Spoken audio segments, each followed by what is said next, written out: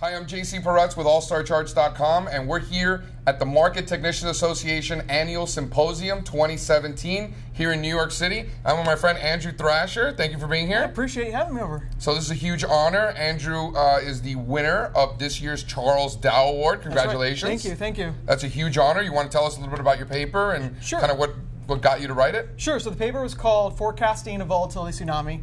It kind of started with a lot of people talk about volatility and just when the volatility is really, really low, saying that that's what's going to cause volatility to be higher. And so I thought that just sounded really easy and too easy. And so starting to look at some of the commonality of what often precedes like large volatility spikes and trying to see if there was anything that they had in common, and found that there was also often volatility compression, that price would get really, really tight within the VIX and some other instruments before you'd start seeing these 30+% moves in volatility. And so kind of dug a little bit deeper into that, but basically looking for what precedes large spikes in volatility. So kind of like when you look at Bollinger Bands, for example, and you're starting to see the volatility narrowing, right? Exactly. Before the big move, is there some sort of relationship there? I think there is. I think it's the best way to describe it, I think, is looking at, and that's why I call it a volatility tsunami, is kind of the seas calm before a big tsunami storm comes. And you start to see that within volatility, that you start seeing price really contract and almost the level of complacency within the VIX before you start seeing this large spike up, almost like holding a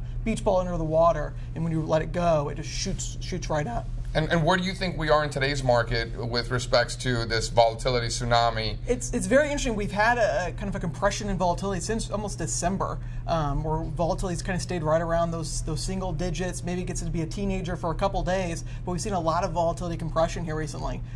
So I'm not sure what the catalyst will be. I'm not really over concerned with the catalyst of what will cause a spike, but we're definitely in that type of environment that could lead to much higher volatility. Sure, we'll find the catalyst out afterwards, right? Exactly. When it's too late to do anything about it. Interesting. Exactly. So getting back, here we are at the annual Market Technician Association Symposium. Really smart people, right?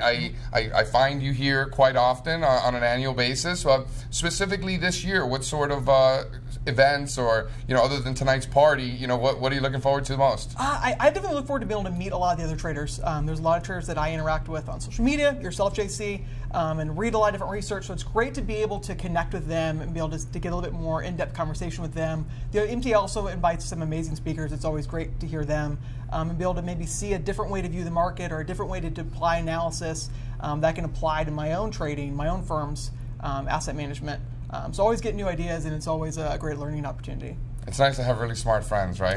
it doesn't hurt. So I'm JC Peretz at AllStarCharts.com. We're here at the MTA Symposium 2017. Andrew Thrasher, thank you so much. And again, congratulations. Thank you so much.